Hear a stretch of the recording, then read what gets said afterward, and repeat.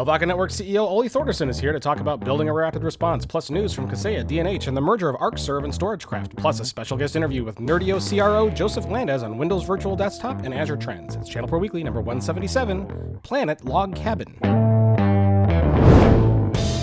Hello and welcome to ChannelPro Weekly, episode 177. My name is Matt Whitlock, technology editor, online director, and your host of this show for the folks like you. And who are you? I don't know who you are. You got to tell me who you are. What are you? I'm not like psychic or something. Rich is the psychic person. No, I can tell you what you do. I don't know who you are, but I know what you do. If you're here and you're listening to this, you are an MSP, you're a VAR, you're an integrator, you're an IT consultant. You are a, basically, if you do technology stuff with other businesses, you are in the right place. If you shampoo dogs at a local dog groomery place, is that what they're called? Rich dog groomeries? That's what I'm going to call it. If in fact, if I ever open one, I'm going to call it the dog groomery. But if you're one of those, I don't know if you're in the right place, but you might find this interesting as well. Who knows? Anything could happen. Joining me each and every week is the man of the hour, the man who makes the trains here run on time, executive editor, Rich Freeman. Welcome, Rich. Well, thank you. And I am also known as the head of the newsery. The head of the newsery. Yeah. Did you ever wash dogs in a former career or life? No, actually, no. So I had not career. I had a dog growing up. I don't actually remember ever washing her. I think we took her to one of those groomeries to get her all cleaned up. But it's important to have a good smelling pet, because otherwise, well, then it doesn't smell very good. Rich, we are not alone, and oh, am I glad we're not alone, because this is the kind of stuff we dive into when it's just you and I here. But I'm really excited that we've got a great guest host lined up for us this week. And let me find my introduction, Rich, because it disappeared. This is not the Amway onboarding session. This is you. If you are looking for deals in Amway or to be involved with Amway, this is also not the right place. I will say, but you just saw him pop up on the screen there. If you're watching, and you just kind of heard him a little bit. I'm real excited that he's on. He's got 30 years of experience running his own companies in the IT industry. He was the founding chairman of the Intel-backed Global MSP Network in 2001. He served on the board of CompTIA, the Editorial Advisory Council for Computer Industry Publications and Blogs, the National Board of American Electronics Association, and the Discovery Science Center. Please welcome the president and CEO of Alvaka Networks, Oli Thordarson. Welcome, Oli. Hi there. Thanks for having me. It's great to have you on. And you're not here to talk about washing pets, but if that's something you have a lot of experience in, we're more than welcome to dive down that rabbit hole. But please tell us a little bit more about you and what you do at Alvaka Networks. Yeah, I'm the founder at Alvaka Networks. Some people would call me a pioneer in the MSP space. I feel like I've been somewhat of a pioneer in the IT services profession. You were doing some new, interesting, innovative stuff these days as well. And about Alvaka Networks, we are an MSP that serves primarily the mid-market enterprise. We're not doing the SMB segment stuff, and we're not doing Bank of America or American Airlines types size companies. But we're a good, solid company targeting the mid-market. I think it's a good underserved market, but it has some challenges and uniqueness into selling into that market, because most all of our clients have their own IT staff as well. That's got to be interesting working with a lot of companies that also have their own IT staff, but that's kind of more of a common model these days, right? Where you're kind of working with IT departments, but you're not supplanting it per se, but you're working with them.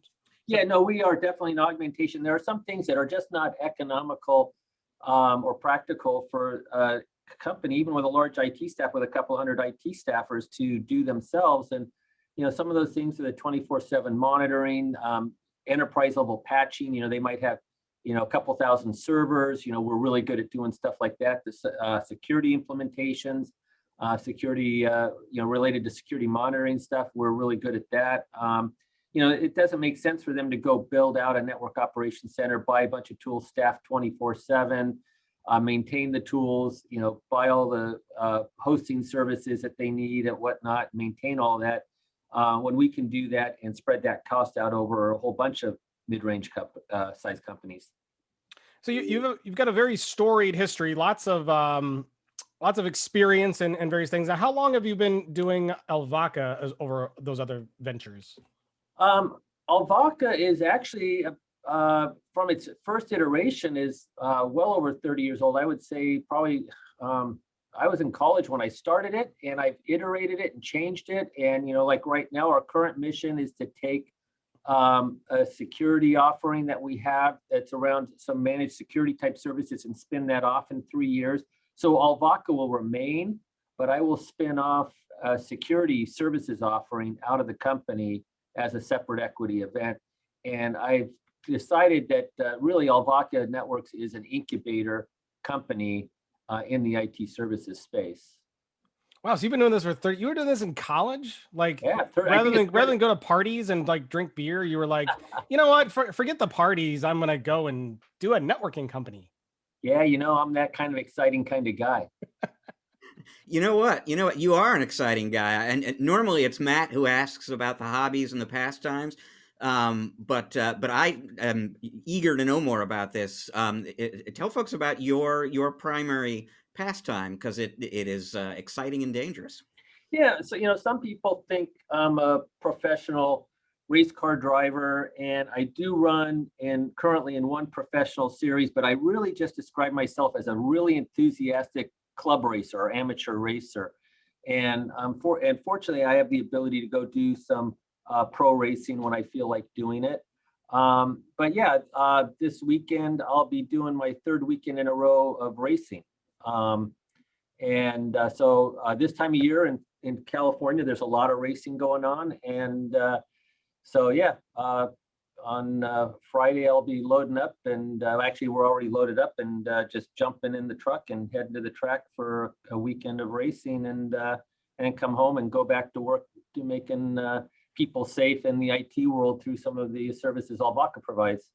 So, Oli, what kind of cars do you race? Is it NASCAR? Is it the big cars with the jet engine? Yeah, I do what's called road course racing or sports car racing. So it's on a track. Most of the tracks are about 3 miles long, plus or minus a bit.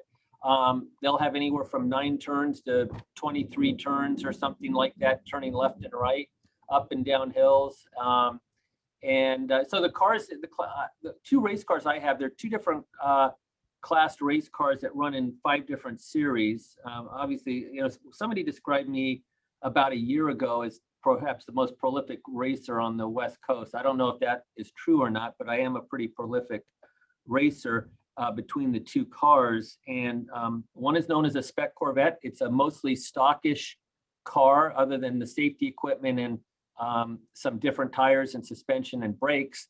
The other one is a GT2 Corvette. It's heavily modified. Really big tires and super sticky tires, and wing on the back, and something called a splitter on the front, and makes more power, and they're both very fast, but one is just a lot faster than the other. And yeah, so I run one of them in 2 classes, in 2 series, and the other one runs in 3 series. And so yeah, I'm all over. Once the weather, spring starts coming around, I'll be racing in other parts of the country as well. So what does it take to prepare for a race? Like, how do you put yourself in the right mind? What do you have to do to the car? This is very interesting. I've never actually met anybody who like lives Gran Turismo in real life. So yeah, well, when I immediately after a race, and actually every time I get out of the car, I have a crew chief, and I tell him, his name's Chris. I say, Chris, this is what I'm noticing. This is what I want. Like at the last race, the car worked pretty good overall. We made a few adjustments on it, but I told him the brake pedal feels long. I just didn't have confidence in the brake pedal. What I mean by long is that I'm having to depress it a little bit further than I normally have to depress it to stop the car. And so he's going through the brake system. It might have a small air bubble in it. It might have something else going on. But yeah, but after every race weekend too, I also put together, as the driver, I put together a whole list of things that I'm concerned about, or that I want changed or fixed or maintained. And I give him that list, and he has his own list that he works from as well, but he'll go through the car and take care of all those things. So the car needs a whole revamp after every race weekend, because they take a lot. Everything on the car is built to the limit of braking. Theoretically, the perfect race car wins the race, and as it crosses the finish line, everything on the car breaks at once, right? You don't want to have any extra weight or strength or anything, any extra load on that car, except to make it do the required number of laps and then completely disassemble itself as it goes across the finish line. Anything else is added drag, weight, resistance, whatever. So anyway, yeah, so that's kind of what it's all about. And then we prep the car between races, and it gets loaded back up and it goes back to the track, and then we unload and test and tune and qualify and race. So let's talk a little bit. You were talking about your mid-market customers and your move into the mid-market. I guess these days I suppose the fashionable term for it is co-managed IT. Do you consider what you do co-managed IT, or you just serving bigger businesses? Yeah, no, I think co-managed IT, I kind of struggled with that term, and I'm not against it. I'm not for it. I don't know that it speaks entirely to the relationship that we have. Sometimes we are directed by an IT man. The interesting thing that I've learned getting into the mid-market space, and I saw a discussion on this recently, sometimes when you're going into the lower end of the mid-market space, you're dealing with the CFO. And then any IT manager you deal with is really not what I would call a real manager. They're a reportee to the CFO, and they kind of really work at the direction of the CFO. When you get into larger mid-enterprise companies, we're not talking to the CEO or the CFO anymore and cutting a deal with them. We're cutting a deal with somebody that has true budget authority. And they have a title of CIO or CTO or IT director, or a number of different titles that they could possibly have. But certainly their budget ultimately gets approved by somebody else, but they're singularly making a decision as to whether Alvaka Networks is a qualified company and the best partner that they could have to bring in. And sometimes we will work at their direction. And ultimately we do always work at their direction, but sometimes it's highly directed instruction from that individual. But in other cases, we are more of a partner, and we're providing a lot of advice and guidance back and recommendations back. But every relationship can be a little bit different. The one thing that we're generally not doing is the all-you-can-eat. In the SMB market, the all-you-can-eat model is very, very lucrative, and it's a great model, and it's, I think, what a lot of SMBs need. But as a general rule, in our market segment, I know that there are some total outsourcing deals out there, but for the most part, we're structured to augment and enhance and extend the capabilities of what the internal IT department is doing, and maybe not so geared up to do well. So it occurs to me, I didn't mention this before, but I mean, we've known each other for a while, but a lot of what I'm referring to here is stuff that I read about your business in the profile of you that appears in the February issue of Channel. You're actually on the cover of ChannelPro's February issue, and we have a profile of you and your business in there. And one of the interesting things that you spoke about in that profile that I'm really curious about is you have your own full-scale 24/7, 365 network operations center. I mean, you really, and we're going to talk in a few minutes about outsourcing a security operations center. But as far as network operations center is concerned, you've got your own facility. You made the investment. Tell folks a little bit about the thinking behind that when you went into that substantial investment, and what's the ROI been on having that? Yeah, in the managed service space, Alvaka Networks was one of the early entrants into the monitoring of IT infrastructure and servers and all that, and all the infrastructure. And over that time, we've become more, as we moved more into the mid-market, we moved more into managing and monitoring and securing the back-end infrastructure of these mid-range companies. And we don't do too much at the desktop. We have a little bit of intersection where we deal at the desktop, but for the most part, we don't deal there. And along the way, I decided that, our clients, that the target clients we're looking for, most of them are what I would call, mission critical. They have mission critical IT operations that they're what I call the nonstop businesses of the 2020s. They just never shut down. Those types of businesses are manufacturers with multiple shifts. They're tech companies. They're online companies with an online presence, taking orders all day long. They're hospitals and healthcare organizations, that sort of thing. They can't be shut down, or if they shut down, it has to be a very narrow designated IT maintenance window. And so through that, I decided that, and then also some of our clients are global. If they're, one of our clients is headquartered out of Tokyo, and they don't care in Tokyo or other parts of the world if IT system has problems on a Christmas day in the US. A Christmas day for a business-to-business relationship, if an IT system goes down, it might have minimal impact. But in a good part of the rest of the world, it's going to be a big deal if they can't manufacture, they can't pull reports, or they can't take orders, what have you. So we started staffing for a 24/7 operation, and I made a decision I could offshore it to another country with lower cost personnel, or I could keep it here in the US and make that a unique advantage, a positioning advantage. And I think for the security conscious clients, it's important to have the guys here.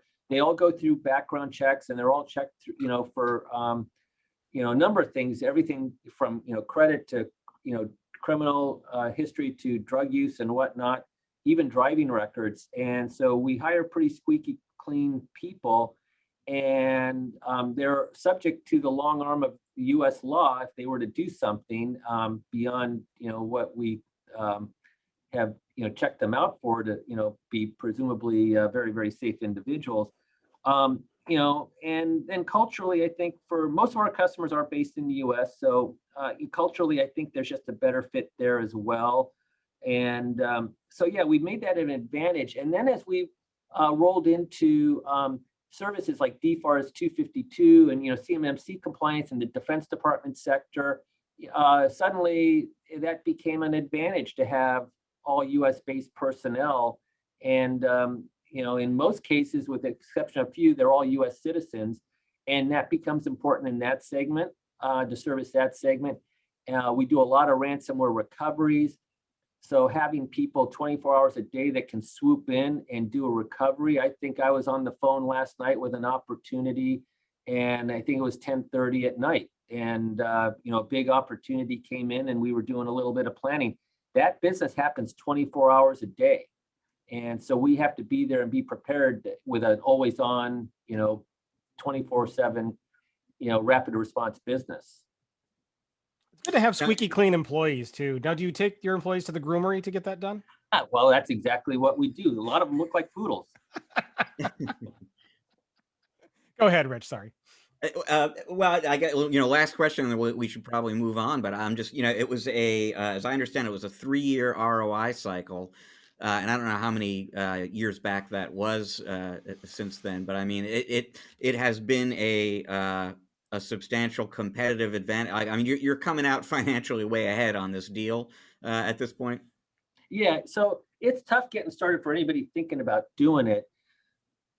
It's something that you kind of have to build before you can sell it, and the cash drain to staff 24/7 with people with a lot of skills that are not cheap.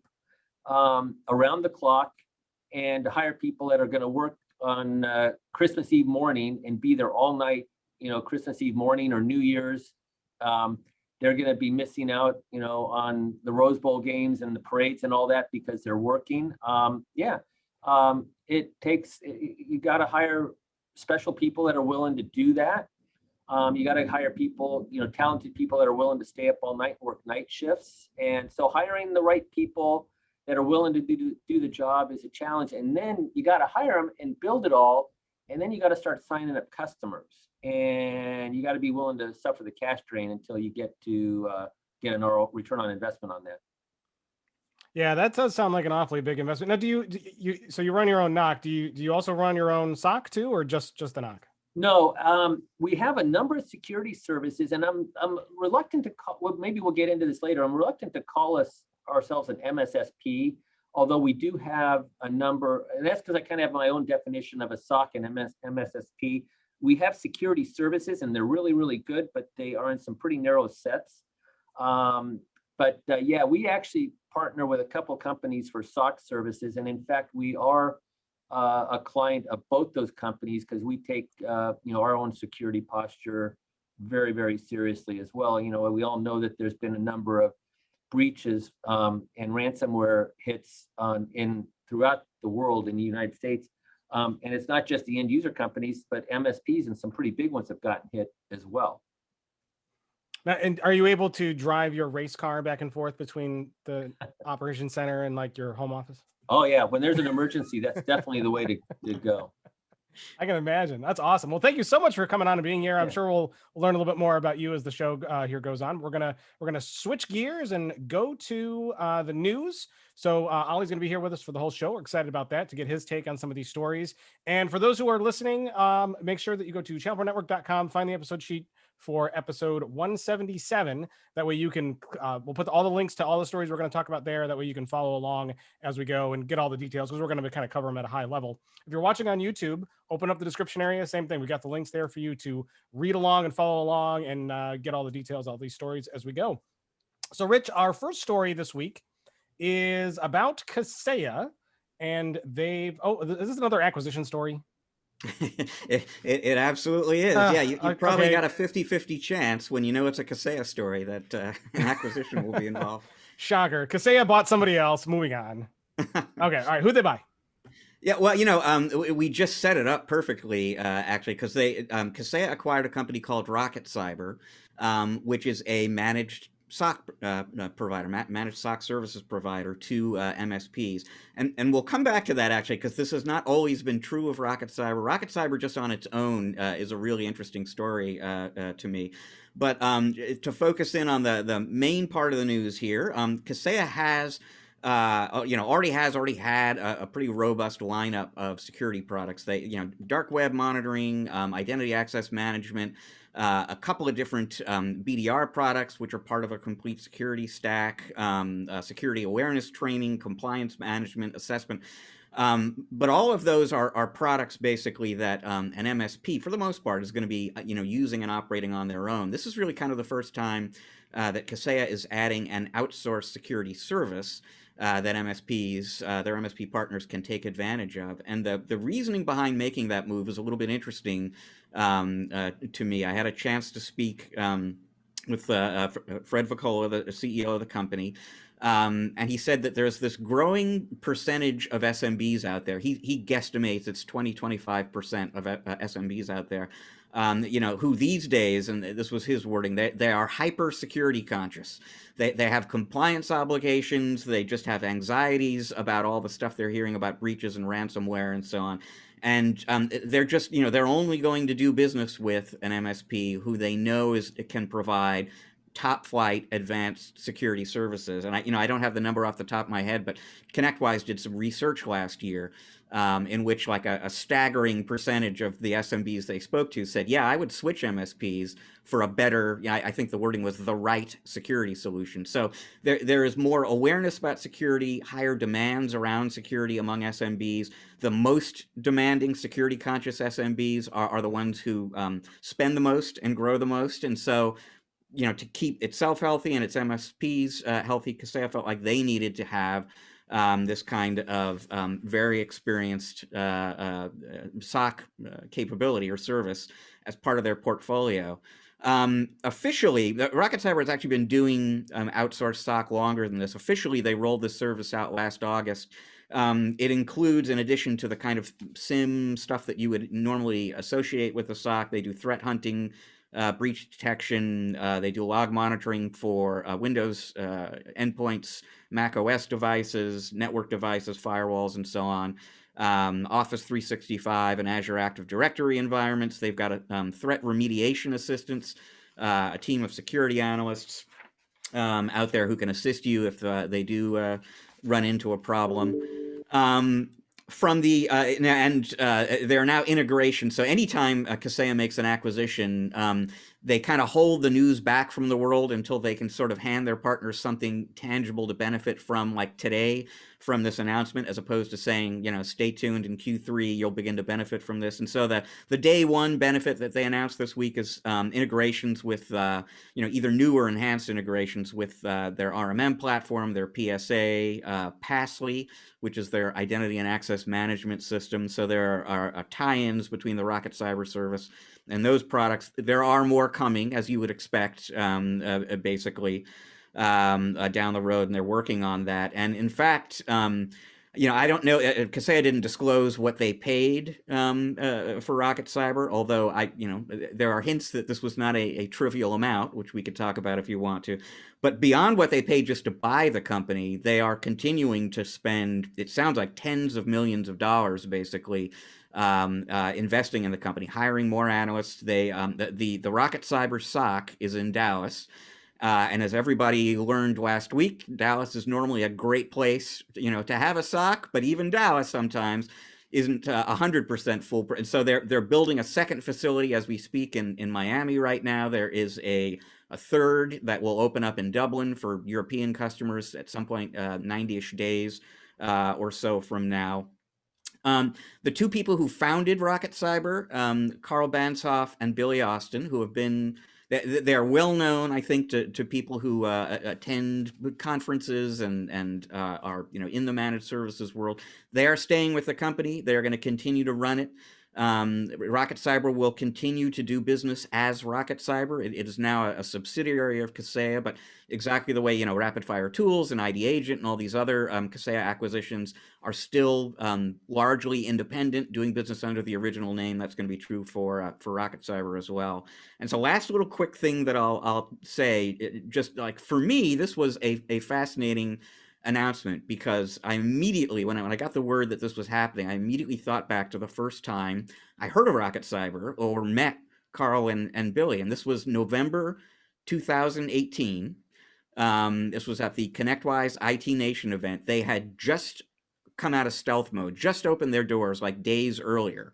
So this is like 2 years plus ago.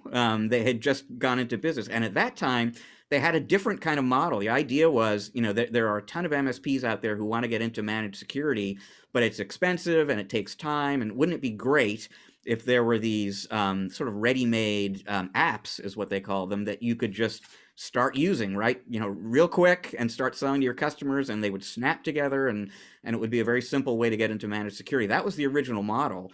And I think what happened over time is their MSP customers told them, like the apps, I would like them even better if you maybe were running them for us, and you had a facility and you had experts. And so on sort of like an informal basis, late in 2019, they started doing that. And then eventually, in August, when they formally introduced this managed SOC offering, they went to an all managed SOC model. That is today all they do, really.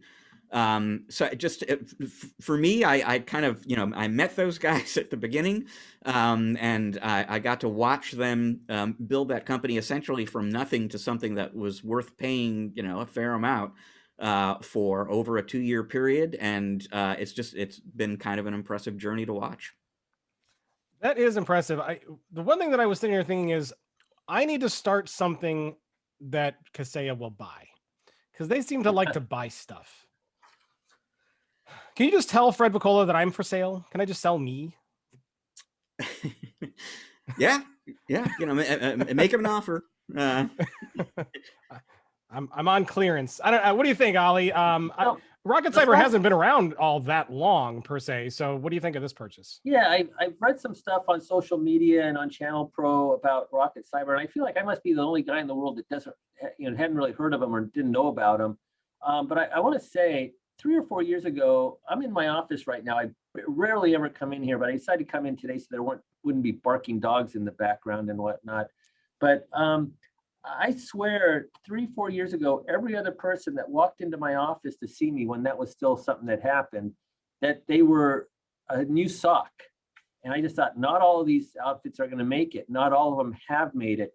And the developments and the changes, the evolution in the SOC space is interesting, because you also have in addition to RocketCyber, you have companies like Huntress Labs and Perch that kind of, I think, started out more on the software utility, security utility end of things, but they seem to have morphed into sort of a quasi SOC, but in a very, very, very narrow space, as opposed to the more traditional SOC like Xenix SOC that we use. And there's the one out of San Diego that is AT&T subcontracts to, darn it if I can't remember their names escape. Is it Security on Demand? I think it is. Those are companies that aggregate, ingest huge amounts of log file data, and they parse through it and all of that. And that's those are pretty 360-degree oriented security monitoring services, in my opinion. So they're a little bit different than I think the more point-oriented services that it strikes me that Perch, Huntress, and maybe RocketCyber, or I could be wrong on that. The other interesting thing about that business model that I think they're going to run into a problem is hiring. I know that Kaseya is putting money into hiring more people, but hiring anybody in security is hard and expensive today. And not only is it hard and expensive, but now you got to find somebody that's going to work, overnight shifts and weekends and holidays. And at the same time, they're getting poached by recruiters. So it's going to be interesting. I think their singular biggest problem that they're going to have scaling up is getting the people. They should not underestimate that challenge, in my opinion. Yeah, Rich, did they give any indication how much money they're going to put in to continue to grow RocketCyber? Because you did say it's going to be operated still under its name and as its own, that they're running it kind of separately. So what's the end goal there? What's the growth model? What are they going to do with it?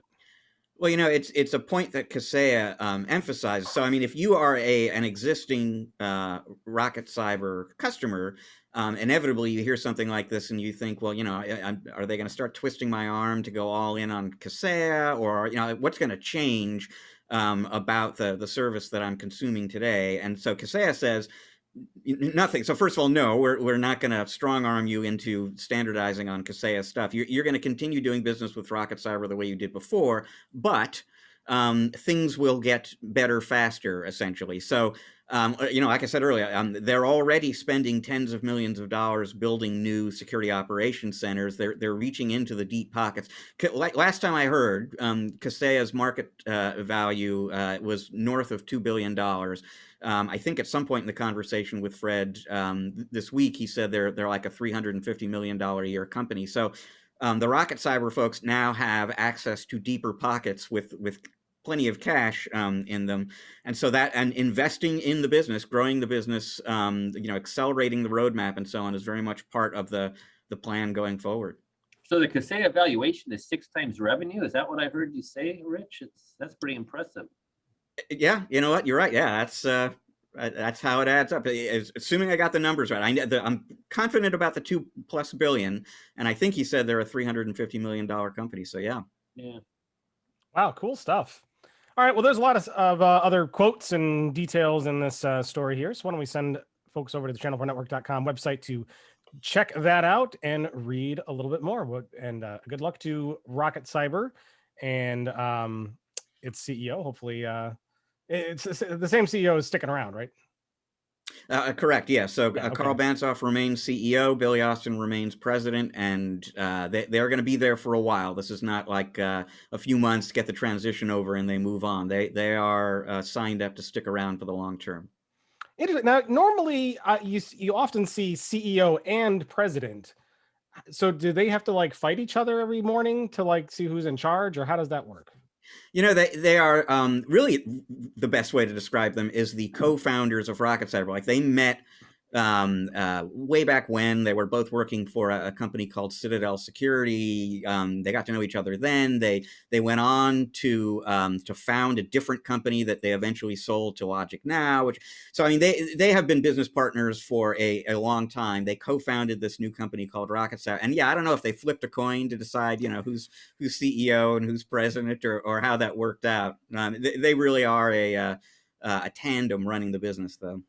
Very interesting. I bet there's Nerf guns involved too. Usually that's a good way to solve office disputes. All right, so Rich, we're going to move on to our next story here. Our next story involves D&H. They have introduced some video wall kits and some services around that. Tell us more, please. Yeah, and this is kind of like a next step in two big things that have been going on recently, or for a while, really, at D&H. So a couple of years ago already now, they announced that they were going to be making this big push into Pro AV. And they hired a VP to come in and run that part of the business with them, and sort of build out relationships and solutions and services and so on. They also, and this is much more recently, within the last 6 months certainly or so, they announced a big push into professional services. So helping partners who, and Pro AV is a great example. Maybe you have a customer who wants some kind of conference room solution. Maybe you want to add some kind of audiovisual practice to what you're doing, but you don't have lots of know-how, experience in that field in-house. They have services at D&H that, a professional services team that can do the assessments and the installation and support and all that stuff. And so all of that is involved in this new offering that they announced this week, which is video wall kits. So they could help you before, at D&H, kind of assemble the products that you need for a particular implementation. And they had professional services before, to help you deploy and support the environment that way. But something that they noticed, basically, this isn't even something they invented, but a lot of the big partners, the manufacturers they work with, the Samsungs and ViewSonics and LGs of the world, have been creating these kits just to kind of simplify the purchasing and the adoption and the rollout process for these Pro AV solutions. The big manufacturers have been creating these kind of pre-configured, prefabricated kits. And so D&H now is offering those. I mentioned some of the companies that they're working with. NEC and Planar are two other big well-known names in that space who have kits. There are professional services to go along with that. D&H is excited about, so they've been talking for a long time about esports, and they're kind of out front really on the esports opportunity. You don't hear, pretty much anyone else in distribution as pumped up about that opportunity as they are, but they see a big Pro AV opportunity in esports. And they say those installations typically produce anywhere from $80,000 to $300,000 of revenue. So these can be big ticket items, and the kits are one way, basically, that you can kind of start going after that business without necessarily having to immediately make giant upfront investments in building out that practice. You can kind of get started faster with this technology. Yeah, we spend a lot of time talking about security because that's kind of been the big thing these days, but we kind of forgot about digital signage because that was kind of a really huge thing. And it still kind of is, actually. Oli, do you do a lot of digital signage and Pro AV stuff? No, we don't. And we don't do anything at all in that space. Closest we come is to having a big wall of displays in our network operations center. And I'm sure this kind of technology, next time we go refresh that, will probably be helpful. But the lockdowns related to COVID seem to be easing a little bit. And here in Southern California, I was at a sporting event an outdoor sporting event with one of my sons about 3 weeks ago, and they had multiple huge displays up that were on framing, kind of like what you would see maybe on a movie set, to hold up displays that were maybe 20. I think one was probably 20 by 20. The other one looked like it was maybe 20 by 30 feet in broad daylight. Out broad, in generators, because there weren't power sources, and it was pretty impressive. So, I think they're, it's a niche, but I think there's probably some big dollars in outdoor signage and big signage like that. And then, of course, I've seen some of the billboards and stuff now are going electronic or digital now too. Yeah, D&H, Rich, put in here that they're the whole, everything right now is still kind of COVID related and COVID reactions, but they're thinking that you're going to have all of these organizations that are going to need to refresh in order to do bigger displays to accommodate things like greater amounts of social distancing. So is this a good opportunity for MSPs right now to look at signage as kind of an offering? You know, I really think so, and I think you hit the nail on the head for why that is. And in fact, here's a little sneak preview. I think what was it, like 2 or 3 episodes down the road, assuming everything comes together, we're going to have an executive from Epson on the show to talk about this very topic, because I'm seeing products already start to show up that are thinking ahead to like the next generation, not even just signage, although signage is a good example of this, where the signs are getting bigger so that you don't have to stand as close to them to see what they say, and therefore you don't have to crowd around other people. But the same kind of logic is going to apply increasingly in conference room technology, where people are not going to be eager to crowd around a table. You're going to need a bigger display to accommodate that. But also, as even as we aren't doing as much work from home down the road, I think everybody agrees that there's going to be some of that going on. And so businesses are going to have, meetings are going to have a mix of people who are in the room and people who are connecting via Teams or Zoom or something like that. And then you're going to need more real estate on the display to show that, thumbnails of the remote attendees plus the slide, and everything is readable from a distance. So there really is, I think, an upgrade kind of business that's emerging right now around signage and conferencing, and that's being driven by COVID and the post-COVID world. Interesting stuff. Oli, anything else you want to add? No, I think it's I think you nailed it. I think this sporting event, I think part of the reasons for those big displays was to get people socially distanced outdoors. Yeah, esports is a crazy market. Yeah. Are you a big video gamer, Oli? Do you watch a lot of YouTubers play video games? No, not too much. I drive race cars instead. Yeah, that seems like like you have more fun. It's not like you watch a YouTuber race a race car, or watch one of these gamers play Gran Turismo. Like you actually get in the car. The video game would be a lot cheaper, that's for sure. I can imagine. Sure would. All right, Rich, we got one last news story lined up here, and it's about Arcserve and StorageCraft. Oh, this is more mergers and acquisitions talk, isn't it? What is going on here? It is. So we talked about an acquisition. This is a merger. So Arcserve and StorageCraft have merged. The goal was to combine, and you look at it from the perspective of those two companies, and the deal makes a ton of sense, because it basically enables them to have a product lineup that's going to span all the way across backup and disaster recovery and archiving, physical, virtual, in the cloud, on premises. I mean, just geographically, this isn't as important for our audience, but Arcserve is bigger overseas than in the U.S. StorageCraft business is like 80% U.S., so they're each going to be able to move into the other market there. StorageCraft has over 5,000 MSP partners. Most of the Arcserve partners are more in the VAR solution provider realm, so now they're kind of diversifying channel as well. First and foremost, I think, and this kind of came up before in relation to RocketCyber, if you're a StorageCraft partner, and there are a ton of ChannelPro readers who are StorageCraft partners, you hear something like this, your first thought is, is my favorite product going away? Are they going to mess around with stuff? And I asked, in the interview, where there is overlap maybe in the portfolios here, are you going to eliminate a product, combine products, or something like that? And they made a point of emphasizing that no, the whatever Arcserve or StorageCraft product you're using today is going to continue being what it is today down the road. They have no plans at this point whatsoever to either eliminate or consolidate or change the products. And the thinking there basically is, backup in particular is one of those technology areas, one of those markets where continuity is important, and having a backup history that you can rely on, and so on. You don't want to kind of mess with that.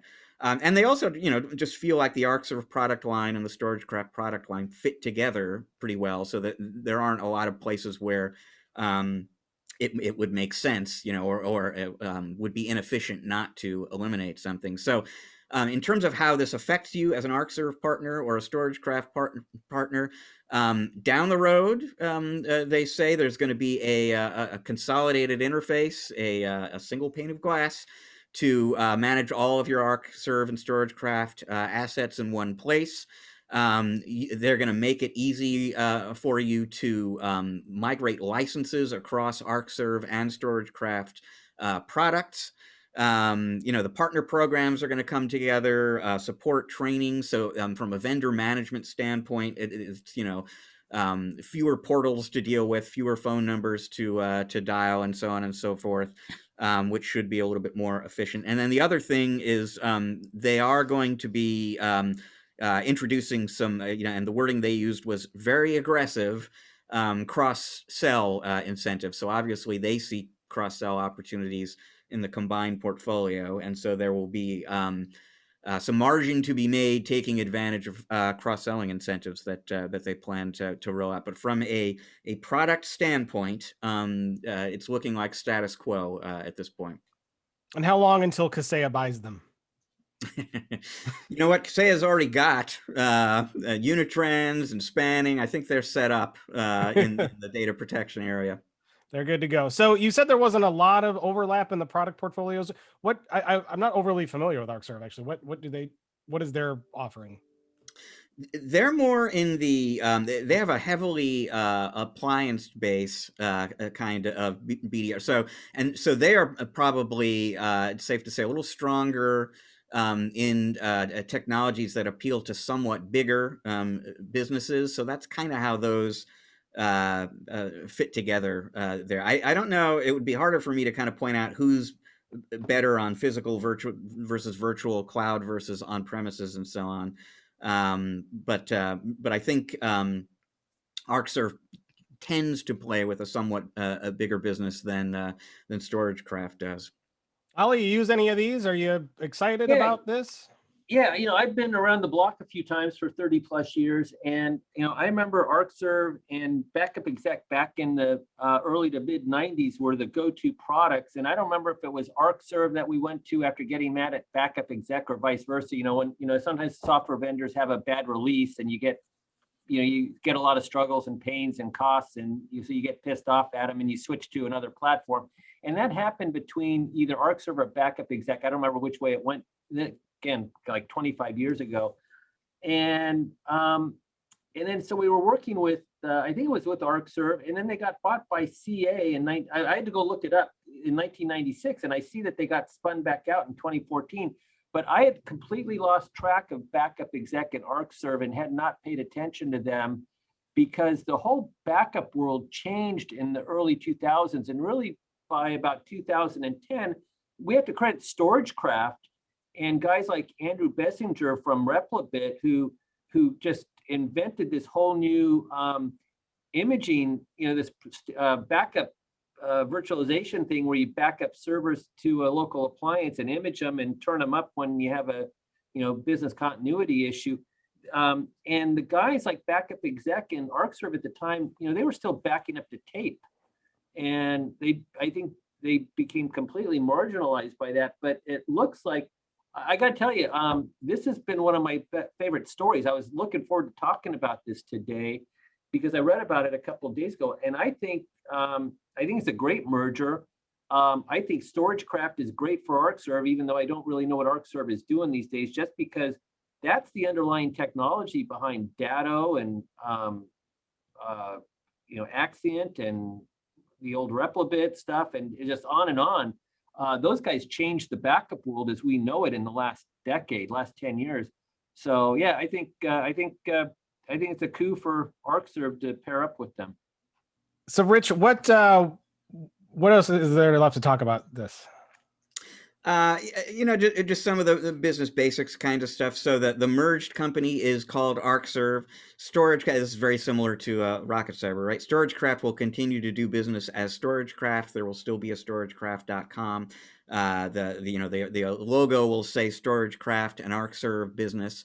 The CEO of Arcserve will remain CEO of Arcserve with StorageCraft on board. The president of StorageCraft, who's running that business, remains on board. He is now the president of Arcserve. So continuity from that standpoint. So some naming changes, branding changes, but nothing too dramatic. Well, hopefully it's a good merger for everyone else and it works out well. And we will just have to keep an eye on those product portfolios going forward. That kind of wraps up the news. Rich, is there, Oli, is there anything else you want to say about the Arcserve or StorageCraft? No, but I'm looking forward to seeing what happens with it. I love the evolution in the industry. And they're all merging together. Like, fortunately, you do get new companies that start, because if at this rate, like, we're just going to have one company left, right? And it'll be either Amazon, Microsoft, or Google, right? that's it. One company that we go for everything. Yeah, let's take a break. We got an exciting interview lined up. We've got Joseph Landez, the Chief Revenue Officer of Nerdio, who's going to be joining us to talk about Windows Virtual Desktop and a bunch of other things. It's a great interview. You're not going to want to miss it. Stick around. We will be right back.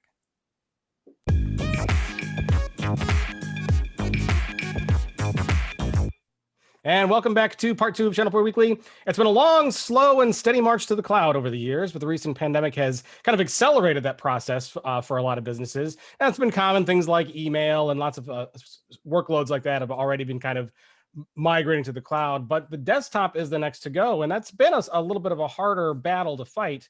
But the recent pandemic has kind of accelerated things like remote desktop and trends like that. So here to talk about that and many other things, we welcome Joseph Landez, the Chief Revenue Officer at Nerdio. Welcome, Joe. It is great to be here, Matt. Thank you so much. I've watched the show many times, and I said it's a little bit surreal to actually be on the show right now. So thanks for having me. We're excited to have you on. It's great that you're here. So for those who may not be familiar with you and with Nerdio, why don't you tell us a little bit about you and what you do?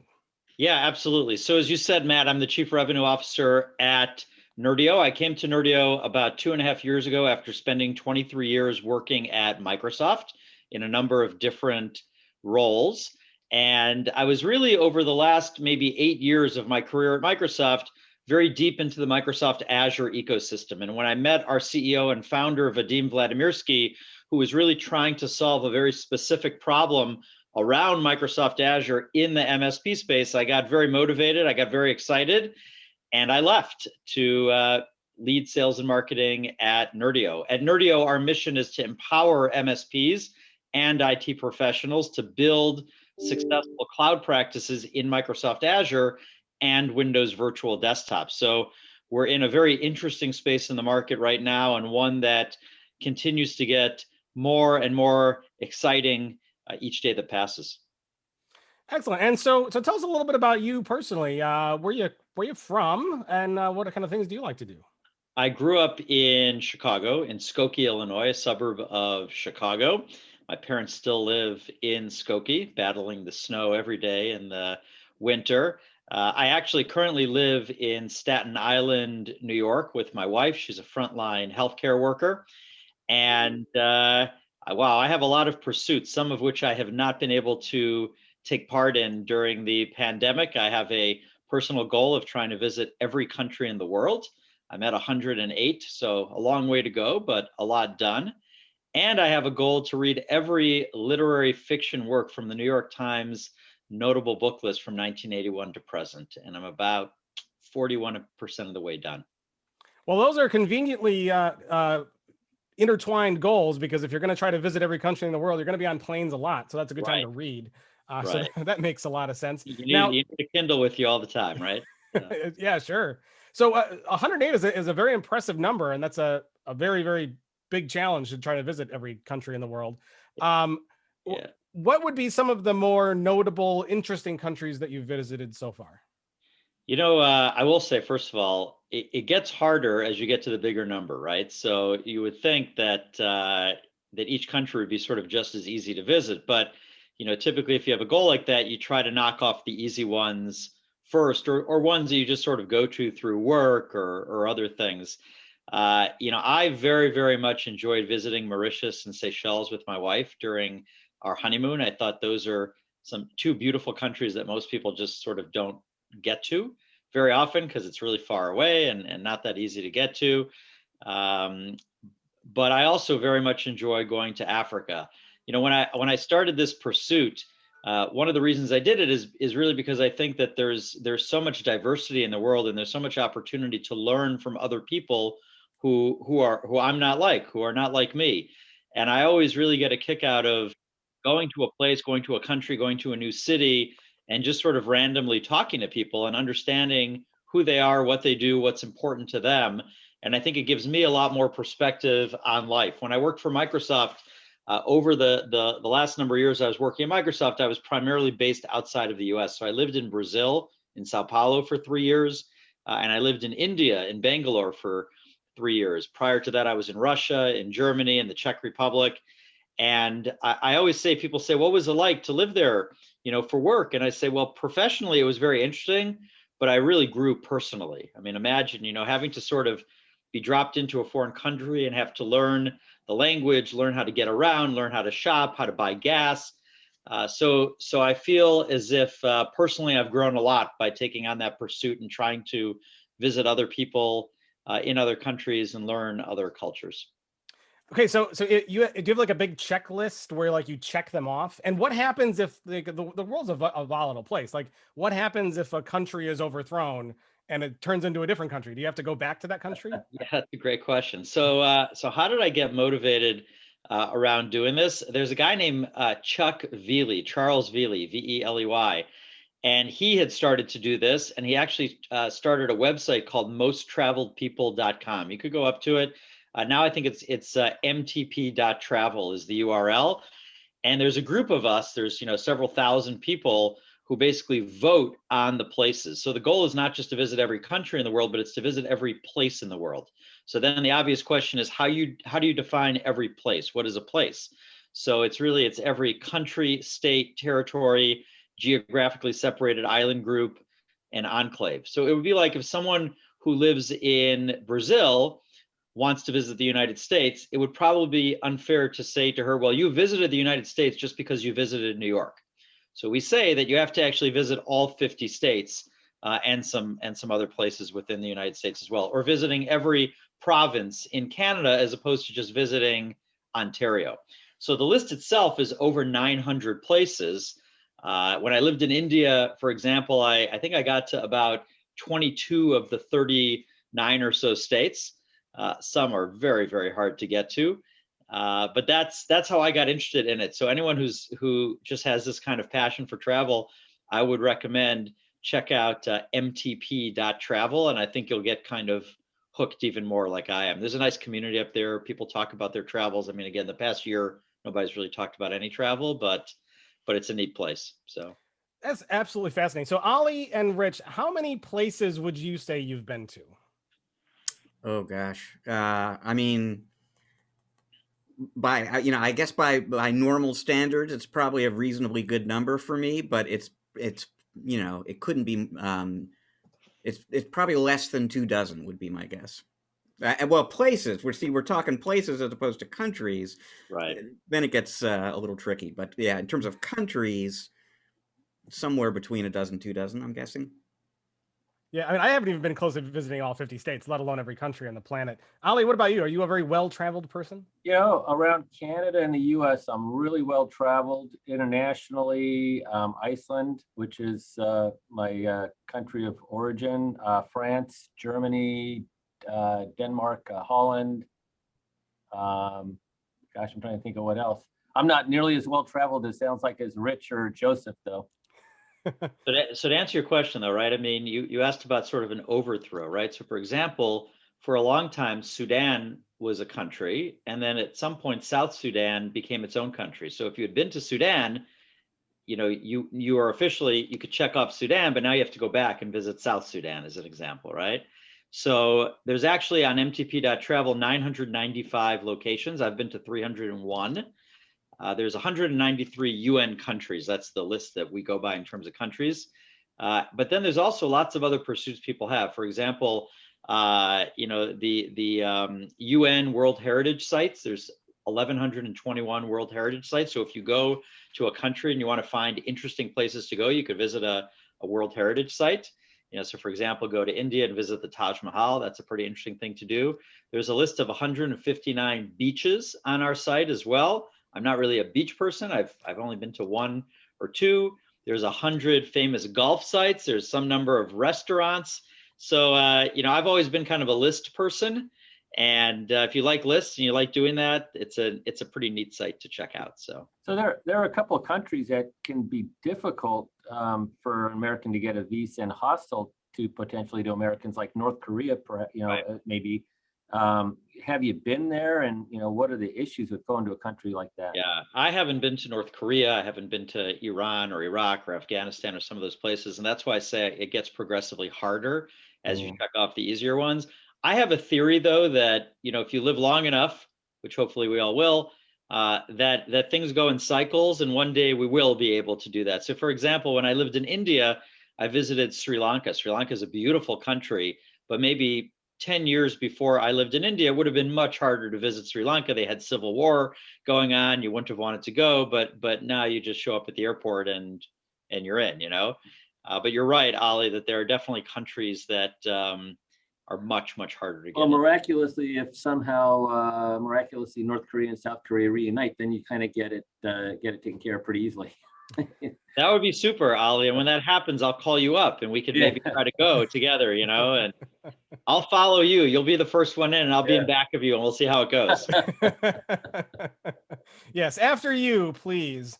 Right. With all that travel, it kind of leads into kind of our discussion today is when you're out remote, one of the things that could be beneficial is having a remotely served desktop. So that's where we're going to kind of talk a little bit about the trends there. Now, go ahead, and for those who maybe are unfamiliar with the concept of, I can't imagine much of our audience is unfamiliar, but tell us a little bit about Windows virtual desktops in general, and kind of what Nerdio does there. Yeah, and I would like to say, I assume that people will be watching this, and particularly if my CEO, Vadim Vladimirsky, watches, who I know Rich as well, I'm sure he'll be wondering what the first 15 minutes we just talked about was all about. I tell him I'm doing, an interview with Rich, and we're talking about traveling to different countries. But yeah, to get into the topic, right? The simplest way I like to describe Windows Virtual Desktop is a concept that allows you to stream your Windows 10 desktop on any device in any location.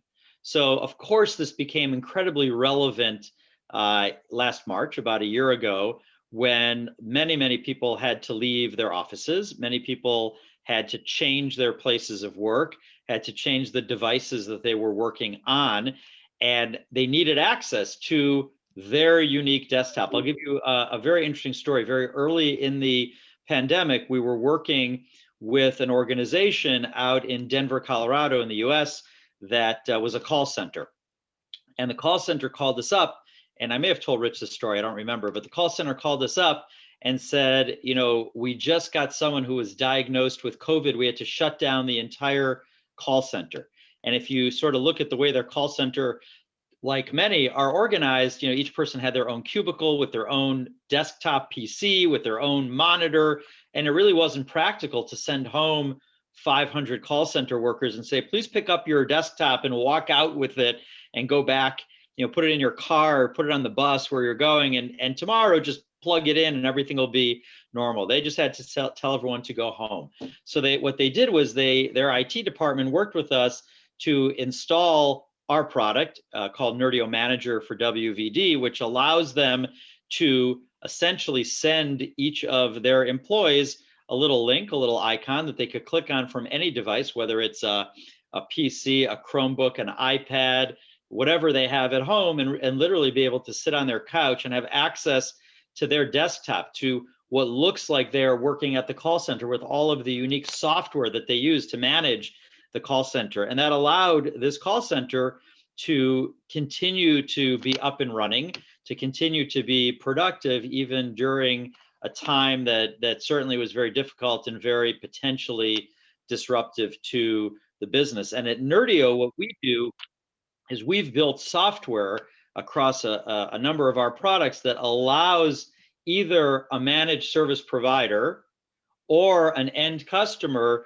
to more efficiently and more effectively work with Windows Virtual Desktop. In the case of an MSP who might have small and medium businesses as their customer, it allows them to, what we say, build a cloud practice on Windows Virtual Desktop. It allows an MSP to go from not offering virtual desktop technology in Microsoft Azure to their clients to all of a sudden having that capability without having to go out and hire expensive Azure engineers, without having to become huge Azure experts. They use the automation of Nerdio to deploy, to manage, and to optimize the Azure environment. And then for a larger organization, like a school or a healthcare organization or a train system, to be able to take their thousands of workers and have their own IT department deploy, manage, and optimize a Windows Virtual Desktop environment. So we like to say that we make Windows Virtual Desktop much easier for organizations by building on top of the native Windows Virtual Desktop platform that Microsoft provides within the Azure portal. So, Joseph, I'm going to date myself. Like 20, 30 years ago, there was a program called Ghost, and you could take an image of Windows and deploy it across an enterprise. You've got the modern day cloud version of Ghost to take the instance of a Windows 10 desktop, desktop, and put it in Azure and then distribute it out to everybody on Active Directory or what have you. Yeah, I mean, to date myself, I was barely alive then, Oli, so I don't know what that is, but yeah, I mean, I think that might be a way of describing it as well. In the modern world of public cloud with Microsoft Azure, anyone who has a device is able to have access to their desktop no matter where they are, and it's served off of Microsoft Azure's data centers and any data center that they deploy. So you can stream that Windows 10 experience, then the Office experience that the company manages out easily enough, I'm sure, to another Windows desktop device or laptop at somebody's home. That's correct, right? Yeah, that's right. Right. So it really, again, and it doesn't necessarily have to be a Windows 10 device that they're using at home. It could be a zero client. It could be a thin client, right? It could be an iPhone. It would be a little more difficult. It could be an iPad. It could be Apple Watch. I haven't seen that happen yet, but I'm sure there are people who are fiddling around. It could be a Chromebook. It could be one of those large Surface Studios that I'd love to get one day. So it could really be any device, and I think that's the flexibility that Windows Virtual Desktop brings, and it's flexibility not just from a technology standpoint, but it's really flexibility for an organization. Particularly those who, if we don't date ourselves and we go back just even a few years to the older remote desktop services technology, the RDS technology that so many MSPs, so many organizations are using, even from a licensing perspective, it's significantly easier because what you need access to Microsoft Azure, and you need essentially an entitlement to run Windows Virtual Desktop in the cloud. And if you have Microsoft 365 Business Premium, which so many people are using already, that's really kind of all you need to be able to operate in the cloud is sort of a Windows 10 enterprise license. So I was looking you guys up a little bit this morning, and I found nerdio.com, and then there's getnerdio.com. So from a URL perspective, it sounds like you guys are the getnerdio.com guys. Is that correct? Or can you explain that? We're definitely the getnerdio.com folks. That I know. I don't know who nerdio.com is. I know that when we chose the name, that URL was not available. So we went with getnerdio.com. It doesn't seem to have slowed us down at all, as far as I could tell. And yes, that's our URL. In fact, if you go to our website, you'll see, really options for any type of organization, whether you are a service provider that is thinking about moving to the cloud with Microsoft Azure and Windows Virtual Desktop, we have something for you. If you're the largest organization in the world and you also want to deploy WVD, we have something for you as well. I think we've done a good job innovating in a very rapid way from sort of our roots as being built from a managed service provider to now servicing, organizations that call on the smallest business up to the largest end customer in the world. So, Joseph, if you mentioned before, you mentioned Vadim a few times before. We actually had him on the podcast with us. I want to say it was January last year, January 2020. Mhm. And we were talking with him about Windows Virtual Desktop, which at the time was this, young product that was showing a lot of potential. And then as we were talking about off the air, everything changed within weeks of that conversation. So there may be no one we could possibly have on the podcast with us who has had a more of a front row seat at how this last year has affected Windows Virtual Desktop adoption. I mean, what have you seen? Yeah, your timing of having Vadim on, you're right, was quite unbelievable because if you think back, Rich, Windows Virtual Desktop came out in October 2019. I think was probably the date, the late October 2019, and things were moving along nicely. We had Windows Virtual Desktop built into our MSP product, Nerdio for Azure, and then you had Vadim on, I think, to talk about an upcoming product that we had at the time, Nerdio Manager for WVD. It's been unbelievable, and I would say, Rich, that the emergence of WVD onto the scene certainly was accelerated by the unfortunate pandemic. There's no question about that. Every organization who was even remotely thinking about Windows Virtual Desktop accelerated their plans. MSPs who were thinking about adopting virtual desktop technologies quickly thought about WVD. Here's a couple of interesting statistics for you. On the MSP side of our business, because again, we have two sides. We have sort of an MSP side and an enterprise side to our business.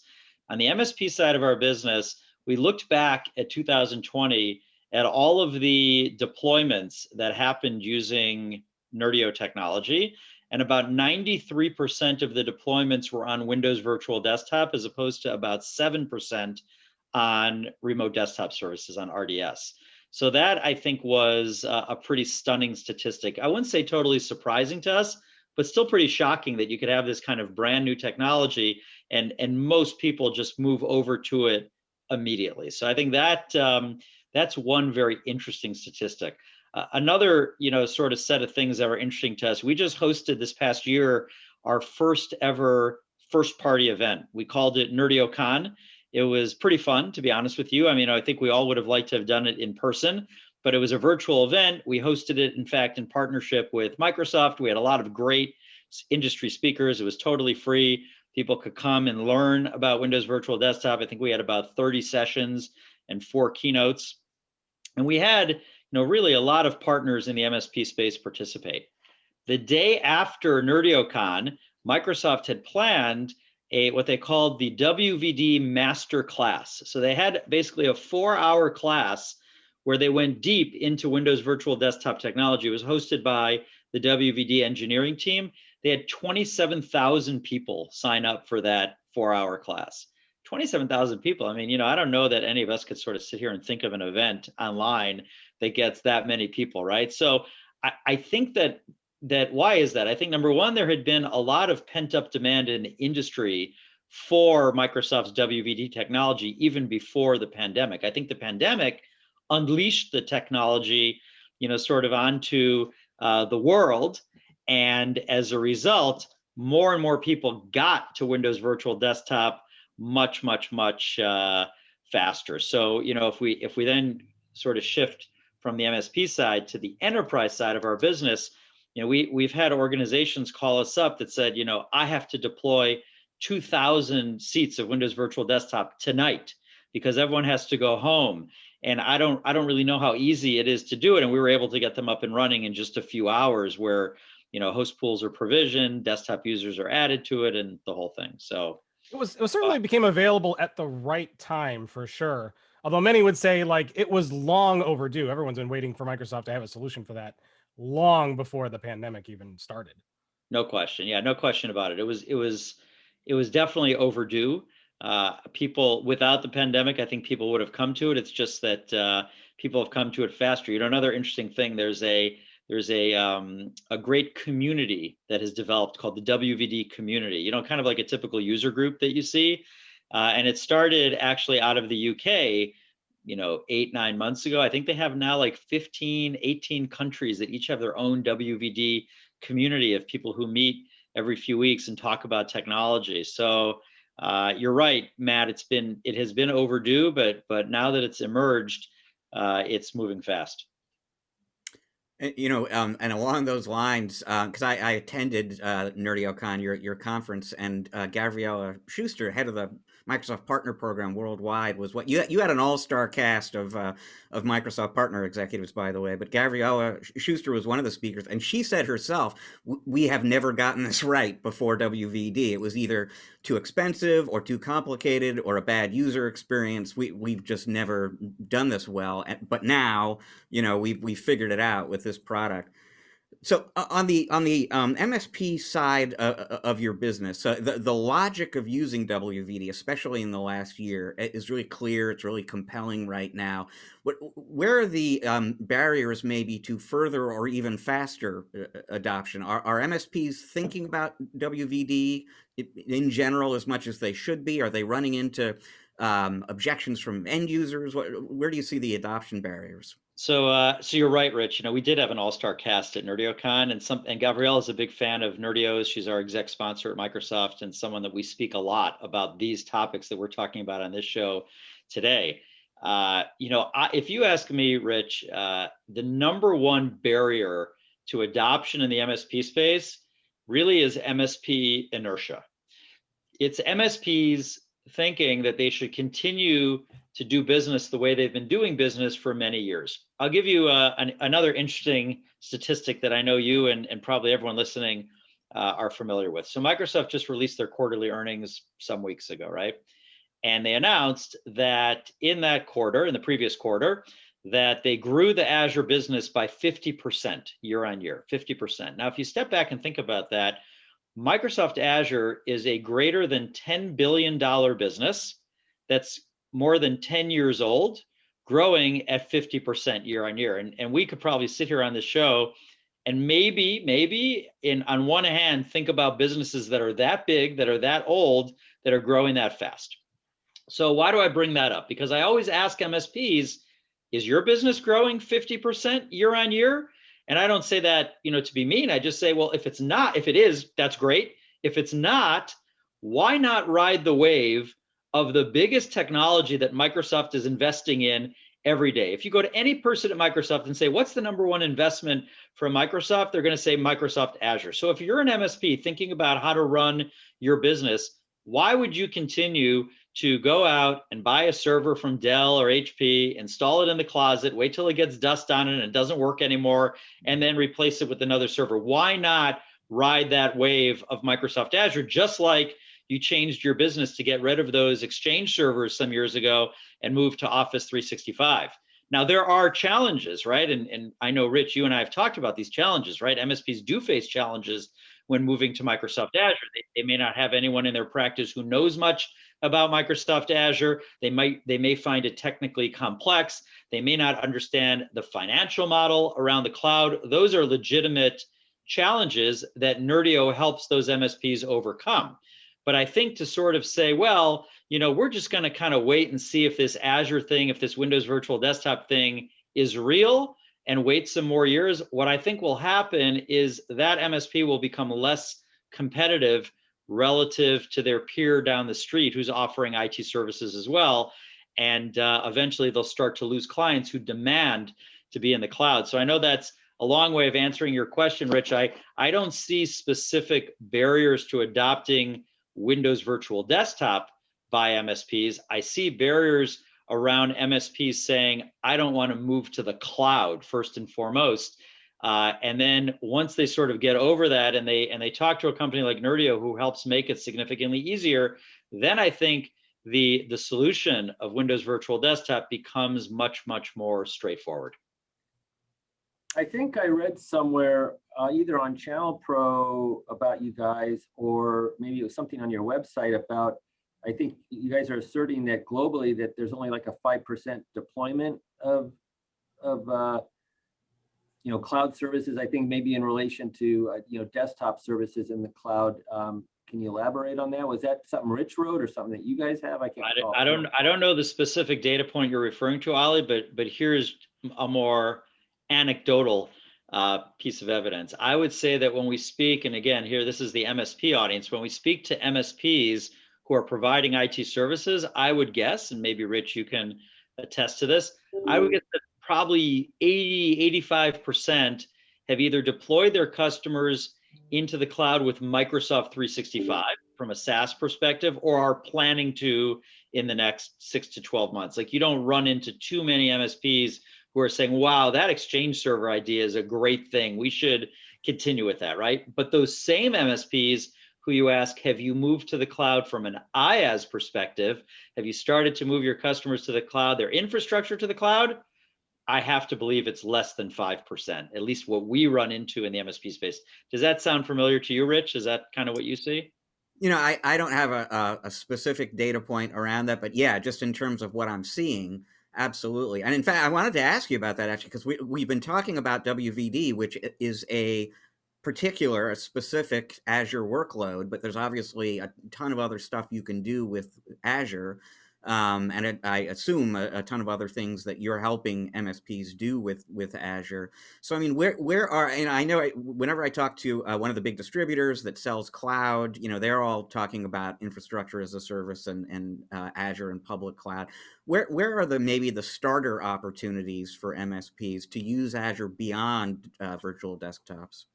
You know, I used to work for a great guy at Microsoft. His name is Terry Myerson. You know, he used to be a leader at Microsoft, and he left the company, and he's actually doing something very, very cool, a company called Truveta around data and health right now. But he had this saying that he always used to use, Rich: you have to win somewhere before you win everywhere. And I love that saying, because when you talk to an MSP who's thinking about moving to the cloud, you know, you have to almost say, look, you're not going to have all your customers in the cloud overnight. That's just not going to happen. You're going to start with your first customer who's ready to move to the cloud. You're going to learn how Microsoft Azure works. You're going to find, as you said, sort of that right workload, that right reason to move to the cloud. You're going to get comfortable with it. And then once you're comfortable, you're going to move your second customer and your third and your fourth. And all of a sudden, you're going to have this robust cloud practice. And you know, certainly virtual desktops is a way to do it, but it might be as simple as just wanting more backup in the cloud, more storage in the cloud. It might be something as easy as saying, you know what, I really want my identity, my Active Directory in the cloud. So I always coach MSPs, you know, find that customer that you believe is ready to move to the cloud. And I would, by the way, I say this all the time, I would challenge every MSP in the world to say that they don't have a customer ready to move to the cloud. Like, that's insane, right? At first, when we first started this 2 years ago at Nerdio, we'd run into MSPs saying, yeah, you know, this is great, but I just can't think of any one of my clients who I could move to the cloud. Like, you're telling me you don't have any client whose server is about to die. You don't have any client who might want some you know, extra Office 365 backup. Find one, learn it, learn how to do it, and move them to the cloud. So I think, Rich, yes, there are other, you know, ways to do it other than virtual desktops. There happen to be in the MSP space a lot of people who've bet on virtual desktop technology and would love to get rid of RDS and move to WVD and save money and make it easier. But I always coach people, find that first customer, get comfortable, and then move to the second and the third. You know, Joseph, I'd like to take a second to talk about the kind of the security aspect of WVD, given that security is so top of mind for everybody, and the pandemic has really put a laser focus on trying to get secure and stay secure. How does that work with WVD? What's the security model look like there? Well, I mean, you know, certainly that is a topic that comes up a lot, right? So, or it comes up in the sense really more around MSPs being concerned about security and wanting to make sure that, first of all, the cloud is secure before they even get to talking about Windows Virtual Desktop specifically. So, you know, we at Nerdio very much believe in the Azure security model. You know, Microsoft has more than 10,000 employees working on Azure security, you know, every day. But a lot of the topics that are important to partners, to customers around security, you know, we think are very, very much addressed by WVD. Things like, you know, role-based access control, multi-factor authentication, you know, making sure to even enable things like endpoint protection on all Windows Virtual Desktop machines. you know, the good thing about Windows Virtual Desktop becoming more popular as a technology is you're getting a lot more people focused on these important topics around WVD, you know, making sure that you're using the power of Azure Security Center. People are writing more blogs, people are writing more articles about how to enable security around WVD. So, you know, so we definitely are strong advocates of making sure that a partner, that a customer has the right knowledge around Azure security, understands how to deploy in a very secure way. And in fact, when we developed our second product, our product for the enterprise, Nerdio Manager for WVD, we did it in a way such that we deliver the product directly from the Azure Marketplace. Why is one of the reasons we deliver it from the Azure Marketplace directly into a customer's Azure subscription, so that nobody other than the customer has access to the environment. Nobody can see the data, nobody can go in and have any access to it. So we were getting a lot of customers who said, you know, I'm a highly regulated industry. I am a financial services institution in Abu Dhabi, and security is our #1 concern. And as we looked at different WVD solutions on the market, we saw that Nerdio deploys directly into our subscription with no access to the data. We like the way that you do it. So I definitely agree, Matt, that it's a subject that is of serious concern to everybody, and it's something that we take very seriously at Nerdio as well. So competitors in your space, you know, alternative solutions would be Citrix, RDS, VMware's solution. How do you fit in, and you know, how do you feel like you're advantageous over those alternatives?